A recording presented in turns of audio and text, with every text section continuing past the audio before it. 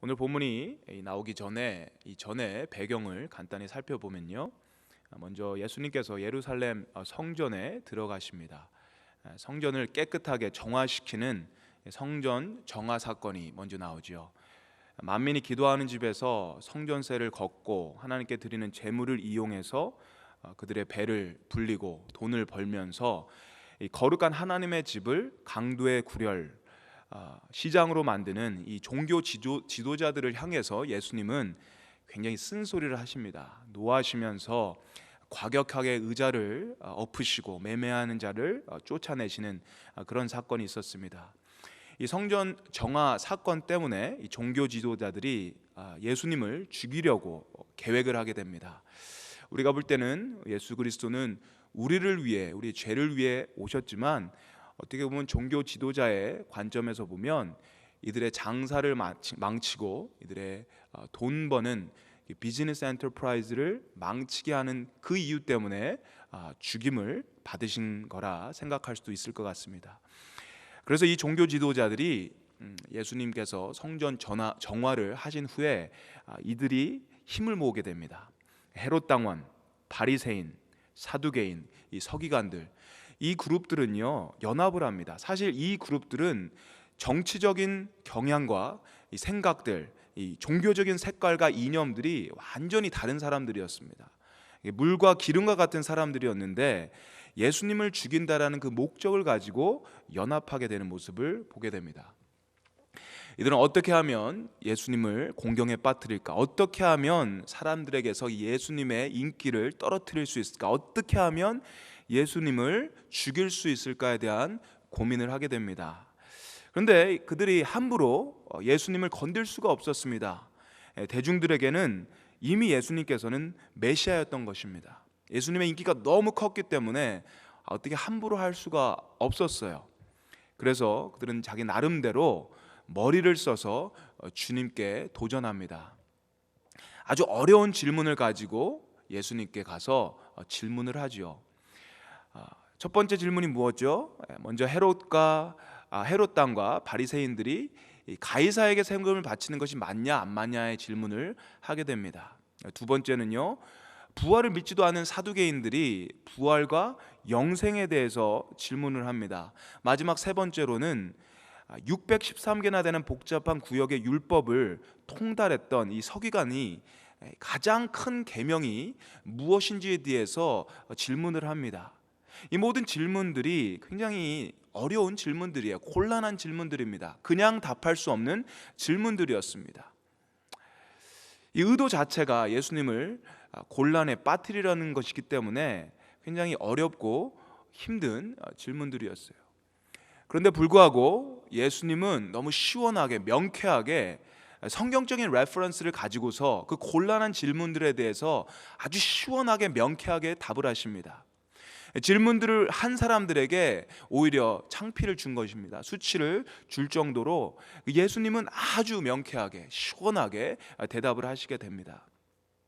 마지막 서기관의 질문에 대답을 하시고 난 뒤 이 사람들의 반응이 무엇이죠? 12장 34절 마지막 부분에 이렇게 얘기합니다. 그 후에는 감히 묻는 자가 없더라. 질문을 마친 다음에는 더 이상 물어볼 수가 없었다라는 것입니다. 게임 오버예요. 완전히 예수 그리스도의 승리가 된 것입니다. 오늘의 본문은 지금까지 그들의 질문을 대답하신 예수 그리스도가 이제는 그들을 향해서 질문 하나를 던지십니다. 그것이 오늘 본문의 내용입니다. 35절 같이 한번 읽었으면 좋겠습니다. 시작. 예수께서 성전에서 가르치실새 대답하여 이르시되 어찌하여 서기관들이 그리스도를 다윗의 자손이라 하느냐. 여기서 잠깐 보면요, 예수님이 성전에서 가르치고 계셨다고 그러지요. 여러분 무엇을 가르쳤을 것 같으세요? 예수님은 며칠만 지나시면 이제 잡히시고 십자가 지시는 거거든요. 근데 끝까지 뭘 하십니다. 뭘 가리키세요. 성전에 가셔서 뭘 하시는데 분명히 이건 뭘까요? 천국에 대해서 말씀하셨겠지요. 복음을 선포하셨을 것입니다. 가르치는 사람들, 그 사람들이요 듣고 있는데 얼마 지나면 이 사람들조차 군중들 그 모습 속에서 예수님을 배반하고 예수님 못 박으라고 할 사람인데도 불구하고 예수님은 아랑곳하지 않고 끝까지 그분이 해야 할 일을 하게 됩니다. 복음을 전하는 것이에요. 우리가 이 복음 전하는 것이 참 중요하다라는 사실을 이것을 보면 또 알 수가 있죠. 정말 죽기까지 예수님의 그 하신 일들, 복음을 선포하고 천국을 선포하는 그 일, 그 사람들이 믿던 안 믿던 간에, 배신을 하건 안 하건 간에 끝까지 꾸준히 그 복음 전파하시는 그 모습을 우리가 볼 수가 있습니다. 35절 예수님께서 말씀하십니다. 어찌하여 서기관들이 그리스도를 다윗의 자손이라고 하느냐, 이 질문입니다. 왜 그들은 내가 다윗의 자손이라고 얘기하는 거냐? 예수님이 예루살렘에 들어오시기 전에 여리고에서 만난 디메오의 아들 바디메오, 이 예수님을 다윗의 자손이라고 얘기했죠. 예수님이 예루살렘 입성하실 때, 나귀를 타고 입성하실 때도 사람들은요, 호산나 다윗의 자손 얘기했습니다. 그들이 다윗의 아들이라고 하는 것, 다윗의 자손이라고 얘기하는 것은 이미 구약에서 예언한 말씀이에요. 메시아에 관한 말씀입니다. 이 구약 성서를 보면 이스라엘을 구원할 메시아가 이 다윗의 가문, 다윗의 자손에서 나온다고 얘기하고 있습니다. 그래서 이제껏 사람들은요, 예수님을 향해 다윗의 자손이라고 얘기할 때 예수님이 메시아라는 그런 의미를 담고 있는 것이에요. 그런데 이때까지는 아무런 말씀이 없으셨어요. 바디메오가 얘기할 때도 그랬고, 예루살렘에 입성할 때 사람들이 얘기할 때도 전혀 가만히 계시다가 지금 와서 예수님께서 서기관들을 지목하시면서 왜 나를 다윗의 아들이라고 부르냐고 질문을 하시게 되는 거예요. 서기관들만 딱 잡아서, 서기관들만 굳이 뽑아서 그러시는 것입니다. 생각해 보니까 그냥 예수님은 서기관들이 굉장히 싫었던 것 같아요. 오늘 본문 다음에 나오는 내용도요, 이 서기관을 삼가하라는 내용의 말씀입니다. 긴 옷 입고 다니면서 시장에서 인사받고 다니는 서기관들, 회당의 높은 자리와 잔치의 윗자리를 원하는 서기관들, 과부들의 가산을 삼키고 외식을 하는 이 서기관들하고, 이 사람들하고 놀지 말아라, 이 사람들을 삼가하라고 경고하는 내용이 바로 이 말씀 뒤에 나오는 거예요. 서기관, 이 사람들이 무엇입니까? 외식하는 사람들이죠. 마음에도 없는 얘기를 하는 사람들입니다. 자리만 좋아하고 권위만 좋아하고 하나님의 사랑, 하나님에 대한 헌신도 전혀 없으면서 있는 척하는 그런 외식하는 사람들이에요. 율법에 대해서 너무나도 빠삭하게 아는데 마음은 율법과도 너무나도 떨어져 있는 그 사람들을 향해서 예수님은 지금 얘기하시는 것입니다. 마가복음 12장 36절에 이렇게 얘기합니다. 우리 같이 한번 읽었으면 좋겠습니다. 시작. 다윗이 성령에 감동되어 친히 말하되 주께서 내 주께 이르시되 내가 내 원수를 내 발 아래에 둘 때까지 내 우편에 앉았으라 하셨도다 하였느니라. 다윗이 성령에 감동되어, 그리고 주께서 내 주께 이르시되, 이거 한국말로 읽으면 굉장히 헷갈립니다. 그렇지 않으세요, 여러분? 이해가 되세요? 주께서 내 주께, 이게 무슨 말인지 여러분 이해가 가십니까? 영어로 보면요 똑같이 나와요. The Lord said to my Lord, 똑같이 Lord라는 말을 씁니다. 이게 무슨 내용인지, 이게 무슨 내용인지 잘 몰라요. 주께서 내 주께 이르시되, 똑같은 주라는 얘기를 해요. 이 말이 무엇인가요? 굉장히 헷갈립니다. 주가 두 개가 나오는데 구분이 없어요. 근데 히브리어로는 정확하게 구분이 됩니다. 처음에 나오는 주께서, 이 말은요 여호와, 야훼 하나님, 여호와 하나님을 얘기하는 거예요. 야훼, 여호와 하나님, 창조자 하나님, 우리 아버지 하나님을 얘기하는 겁니다. 두 번째 그 주라는 얘기는요 아도나이라는 말을 써요. 아도나이도 하나님 앞에 얘기할 때 아도나이라는 말도 쓰지만 사실 왕한테, 종이 주인한테 주께서 얘기할 때 아도나이라는 말을 씁니다. 그래서 구분이 되는 겁니다. 첫 번째는 여호와 하나님이고, 두 번째 주는 또 다른 주라는 겁니다. 그 누굴까요? 예수님이 자기가 질문해 놓고 자기가 대답을 하십니다. 그게 누구냐? 그리스도라는 거예요. 자기라는 겁니다. 37절, 다윗이 그리스도를 주라 하였은즉 어찌 그의 자손이 되겠느냐 하시니 많은 사람들이 즐겁게 듣더라. 다윗이 그리스도를 주라 했다고 하는 거예요. 내가 다윗의 자손이면 구약의 다윗이 나보고 주라고 한 건 어떻게 설명할 거니? 다윗이 주라고 했던 그 사람이, 그분이 바로 나라고 얘기하는 겁니다. 여러분, 12장 36절의 말씀은요, 원래 구약 성서에 시편 110편 1절부터 마지막 절까지 말씀에서 나오는 거예요. 이 구절은요, 이스라엘 사람들이 너무나 잘 알고 있는 내용의 말씀입니다. 이것은 어떻게 보면 애국가 가사와도 같은, 이스라엘 사람들한테는 그렇게 외워졌던 그런 시입니다. 시편 110편 우리 한번 1절 한번 찾아봤으면 좋겠습니다. 우리 구약 성서로 가서요, 시편 110편 1절 말씀 같이 한번 봤으면 좋겠습니다.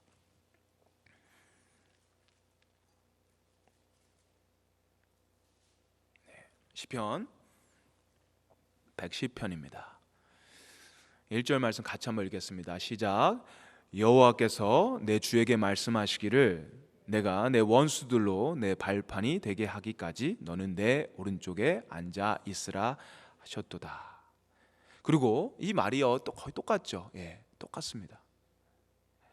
2절 마지막 절까지, 2절부터 또 마지막 절이 글이 나오는데, 이 내용을 보면요, 나중에 이스라엘이 아수르, 바벨론, 페르시아, 그 다음에 헬라, 마지막 로마까지 계속해서 다른 나라의 지배를 받고 살잖아요. 자기 나라의 주권이 없습니다. 자기 나라의 땅이 없어요. 속국으로 살게 되는 것입니다. 근데 이 110편의 말씀이 어떤 내용이냐면, 그 왕이 없고 나라가 없고 주권이 없던 그 이스라엘 백성에게 기억하라는 것이에요. 다윗의 왕국, 내가 메시아 보낼 테니까 그날에 내가 너의 왕국을 다시 세우겠다. 다윗의 왕국이 회복되는 날이 있을 것이다 라는 하나님의 약속의 말씀을 이 사람들이 받은 것입니다. 메시아를 통해서 이스라엘의 주권이 회복되고 다시 다윗 왕국과 같은 엄청난 나라가 이 땅에 도래한다라는 것을 이 말씀을 통해서 사람들이 기억하는 것이에요. 110편 우리 2절부터 한번 쭉 한번 읽어봤으면 좋겠어요.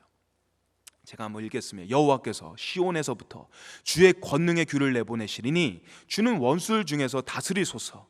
주의 권능의 날에 주의 백성이 거룩한 옷을 입고 즐거이 헌신하니 새벽 이슬 같은 주의 청년들이 주께 나오는도다. 여호와는 맹세하고 변하지 아니하시리라. 이르시기를 너는 멜기세덱의 서열을 따라 영원한 제사장이라 하셨도다. 주의 오른쪽에 계신 주께서 그 노하시는 날에 왕들을 쳐서 깨뜨리실 것이라. 문 나라를 심판하여 시체로 가득하게 하시고 여러 나라의 머리를 쳐서 깨뜨리시며 길가의 시냇물을 마심으로 그의 머리를 드시리로다. 주의 권능의 날에 그 메시아가 그 멜기세덱의 서열을 따라 그 멜기세덱이 누구예요? 구약의 그 제사장, 왕, 영적인 지도자면서 이 정치적인 지도자, 멜기세덱의 서역을 따라 영적인 지도자가 나온다라는 것이에요. 그 노하시는 날에 왕들의 머리를 친다, 깨트린다. 왕들이 문나라를 심판하며 그 지도자를 통해서 이스라엘의 왕국을 다시 회복시킨다라는 그 말씀을 이미 구약의 다윗을 통해서 하셨다라는 말씀이에요. 이 시편 110편은 예수님 시대의 사람들에게 정치적인 메시아, 다윗의 왕국 다시 회복시키는 그 구원자가 오실 것이라는 그 내용의 노래입니다. 시입니다. 나라를 잃고 서럽고 그런 사람들이 이 시편을 읽으면서 이 시편을 노래하면서 이 사람들 머릿속에서, 그 사람들 가슴 속에서는 항상 이스라엘의 독립과 이 나라의 회복들이 있었다라는 것이에요. 그 마음속에.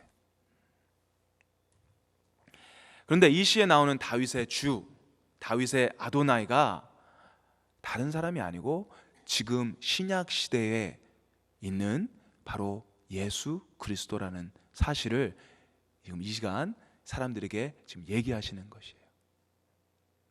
예수님 스스로가 내가 그 메시아,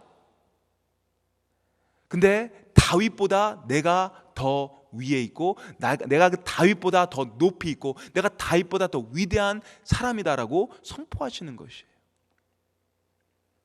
다윗이 그리스도를 주라 하였거든요. 여러분, 다들 이제 한국에서 오셨고 한국의 역사를 많이 아실 것입니다. 여러분, 조선시대에 제일 좋은 왕이 여러분 누구세요? 제일 존경하고 제일 위대하다고 생각하는 왕이 있을 것입니다. 참 왕이 많았죠. 우리나라도요. 혹시 누구세요? 존경하시는 분 계세요? 많은 분들이 세종대왕 얘기하시겠죠, 그죠? 예. 한국사 능력 검정 시험을 준비하는 학생들 3,015명을 대상으로 설문조사가 있었어요. 가장 존경하는 조선시대 왕을 물어봤습니다. 설문조사한 결과 가장 존경하는 조선시대 왕이 세종대왕이 아니었어요. 광해군이라고 그래요. 광해군. 32%가 광해군이라고 얘기했습니다. 그 다음이 세종대왕 30%, 그 다음이 정조 15%, 그 다음이 성종 7%, 그 다음이 태조 5%, 영조가 마지막 4%로 이렇게 조사가 됐습니다. 여러분, 대통령, 내가 대통령 얘기도 하려고 그랬는데요. 대통령 얘기는 좀 빼도록 하겠습니다. 근데 대통령 선거할 때 뭐 자기 PR 하잖아요, 그죠? 일렉션 할 때 자기 PR을 합니다. 내가 누구고, 내가 어떤 사람이고, 내가 참 괜찮은 사람이고, 나는 지금 이 나라를 이끌 그런 귀한 사람입니다. 나를 뽑아 주십시오. 그게 선거할 때 하는 모습입니다, 그죠? 근데 어떤 대통령 후보가 우리나라에서 와서 나는 세종대왕보다 내가 더 훌륭한 사람이다 얘기한다면 그건 좀 말이 안 되겠죠. 그렇게 얘기할 사람이 한 분 계세요. 예전에 한 분 계셨죠. 좀 이상한 사람 한 분, 그 소인가요? 소 위에 차 위에 하고 축지법 하신다는 분, 허경영. 아세요 혹시? 그 사람 외에는 그런 얘기를 할 사람이 없을 것 같아요. 되게 웃기는 이야기죠. 미국 사람이 대통령 선거 나와서 나는 정말 괜찮은데 나는 링컨보다 정말 대단한 사람이다, 위대한 사람이다 이렇게 이야기하면 사람들이 잘 안 믿겠죠. 이해가 안 가겠죠. 캐나다에서 얘기하면 난 로리의 수장보다, 나는 썰자네이보다 나는 더 훌륭한 사람이다 얘기했을 때 사람들은 이해가 안 갈 것입니다. 그 사람이 좀 모자라다고 생각할 것이에요. 지금 우리 아무리 예수님이 인기가 많다고 하더라도 지금 내가 다윗보다 위대하다고 하는 것은 어떻게 보면 이해가 안 되는 이야기예요. 이런 이야기를 아주 과감하게, 누가 물어본 것도 아닙니다, 자기 스스로가 질문해놓고서 당신이 그걸 대답을 해버리면서 자화자찬을 하는 거예요. 이 이야기가 얼마나 생각해보면 재밌는 얘기냐 같으면 우리 정서로도 이걸 도저히 이해할 수가 없어요. 어떤 친구가 아버지가 항상 애한테 공부 못한다 그러고 넌 누구 닮아서 그러냐 막 그랬더니 자식이 하도 그 서름에 배운 건 있어가지고 부전자전 그랬다가 되게 또 혼났던, 내가 너랑 어떻게 똑같냐 그러면서 아버지가 막 혼을 냈다는 그런 얘기가 있어요. 아버지보다도 위대하고 아버지랑 같아도 안 되는데요, 제일 조상 중에 제일 최고로 멋진 다윗 왕의 보다 그 위에 있다고 얘기합니다. 다윗 왕의 주라고 얘기하는 것은 이건 정말 엄청난 이야기입니다. 그런데 재밌는 건 사람들이 그 반응이요, 그것을 듣고 37절 다윗이 그리스도를 주라 하였은즉 어찌 그의 자손이 되겠느냐 하시니 많은 사람들이 그것을 즐겁게 듣더라 얘기하는 거예요. 그거 동의한다라는 거죠. 재밌지 않으세요? 사람들의 반응이요. 막 거기에 대해서 반론을 제기하고 그건 아니지 않습니까? 어떻게 다윗보다 위에 계십니까? 이렇게 얘기 안 하고 사람들은 그걸 수긍을 하고 즐겁게 그것을 듣더라 이렇게 얘기합니다.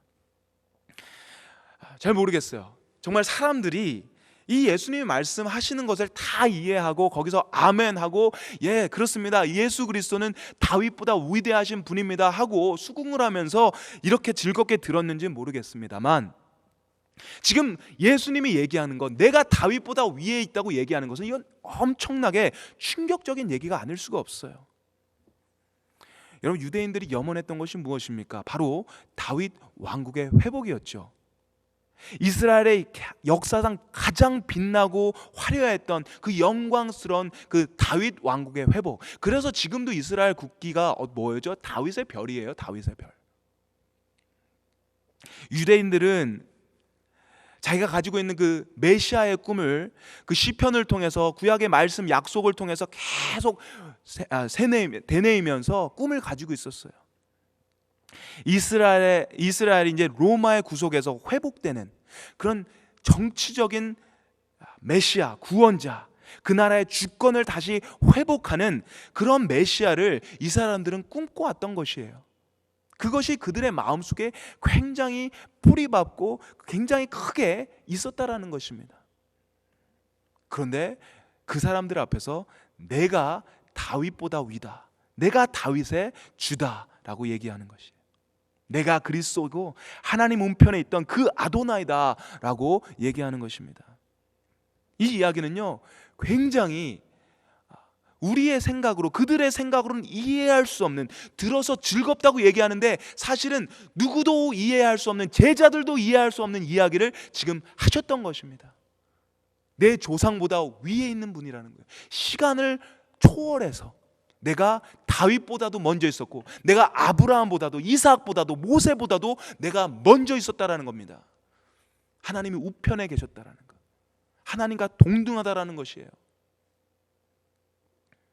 우주의 시작 전에 있었던 그분이 예수 그리스도라는 것을 예수님은 지금 이야기하는 것입니다. 예수님은요, 이들이 생각한, 유대인들이 생각한 그 메시아도 엄청난 거잖아요. 그런데 그것보다도 훨씬 더 엄청난 분이었다라는 것을 우리는 알 수가 있는 거죠. 그분이 하나님의 아들이셨다라는 거예요. 그분은 유대인들만의 하나님이 아니셨죠. 유대인들만 위에서 오신 분이 아니셨습니다. 유대인들의 나라만 회복시키고 그들만 주권을 회복시키기 위해서 오신 분이 아니셨다라는 것이에요. 열방의 메시아로 오신 분이었어요. 다윗의 주이신 예수 그리스도. 오늘 본문 전에 마지막 그 바리새인들, 헤롯 당원들, 그리고 사두개인들, 마지막으로 누구죠? 서기관이 예수님 앞에 질문을 합니다. 그러니까 마지막 질문이 뭐였는지 아시죠? 주님, 계명이 많은데 그 중에 제일 큰 계명이 무엇입니까? 얘기하죠. 제 첫째 되면 계명이 무엇이에요? 그러면 이 이야기를 들었을 때 예수님은 하나님을 제일 사랑하고, 그죠? 이웃을 사랑하는 것, 그것이 첫째 계명이라고 얘기합니다. 그랬을 때 그 사람 그 서기관의 반응이 무엇이죠? 다 알고 있는 거죠. 맞습니다. 예수님을 칭찬하면서 예, 맞습니다. 그러면서 자기가 그 얘기를 다시 하게 됩니다. 하나님을 사랑하고 이웃을 사랑하고 율법대로 행하고. 근데 예수님은 그에게 굉장히 이상한 이야기를 하고 그 내용이 단락됩니다. 그게 뭐죠? 너가 천국에 가깝도다, 이 말씀을 하세요. 그게 칭찬일까요, 여러분? 하나님의 말씀을, 계명을 다 지키고 하나님을 사랑하고 이웃을 사랑했는데 다 알아요. 그거 하고 있는데 율법 다 지켰는데 그럼에도 불구하고 그 사람에게 너가 하나님의 나라, 천국에 가깝도다, 이 얘기는 칭찬이 아니었어요. 너가 아직 부족하다는 얘기입니다. 천국에 아직 속하지 않았다고 하시는 말씀이에요. 이 사람이 부족했던 게 무엇이죠? 이 사람이 정말 필요했던 게 무엇이죠? 이 사람이 필요했던 것은 예수 그리스도가 누군지 분명히 아는 그 사실이 이 사람이 필요했어요. 예수 그리스도가 정말 누구신지 이 사람이 정확히 아는 것이 필요했다라는 것이에요. 우리가 율법을 지키고 우리가 교회를 다니고 우리가 여러 가지 활동을 하고 많은 일들을 하고 교회에서 봉사하고 하지만 우리가 예수 그리스도를 정확하게 알지 못할 때 우리는 어쩌면 천국에 가까운 사람이 될 수가 있습니다. 천국에서 멀지는 않지만 천국에 속하지 못하는 그런 비극적인 상황에 놓일 수도 있다라는 것입니다. 예수님은요, 다윗보다도 모세보다도 그 누구보다도 위대하신 분이십니다. 예수 그리스도는요, 유대인들이 기대했던 다윗의 자손, 정치적인 메시아, 세상적인 메시아에서 그치지 않아요. 예수 그리스도는요, 열방의 구원자 되십니다. 예수 그리스도는 인류의 모든 죄를 사하기 위해서, 우리를 위해서, 인류를 위해서 오신 하나님의 아들이셨습니다. 예수 그리스도는요, 우리의 절망적인 상황 속에 있는 저희들, 절망밖에 없던 우리들에게 희망을 주시려고 오신 메시아, 하나님의 아들이셨다라는 것이에요. 우리가 그것을 입술로 고백하고 우리 마음으로 고백하지 않을 때는 우리가 다른 어떤 것들이 있더라도 우리는 어쩌면 천국에 속하지 않을 수 있다라는 것입니다. 여러분에게 한번 질문해 봤으면 좋겠어요. 정말 예수 그리스도가 여러분 안에 어떤 분으로 여러분 지금 계십니까? 우리에게 밥을 공급해주고 비즈니스를 잘하게 해주시고 우리 자녀를 잘 건강하게 키울 수 있는 그분? 물론 그것도 맞습니다. 예수 그리스도가 우리 교회만 부흥하게 만들고 우리 선교를 그냥 좀 잘하게 만들고 좀 안전하게 만들고 그런 분으로만 계시면 안 된다라는 거예요. 예수 그리스도는 열방에서 다윗보다 높으신 분, 모든 열방 가운데 주인 되시고 역사 가운데 주인 되신 분으로 우리가 고백해야 될 줄 믿습니다. 오늘 그분을 우리가 섬기고 그분을 높이고 그분을 예비하는 저와 여러분 되기를 주님의 이름으로 축원합니다.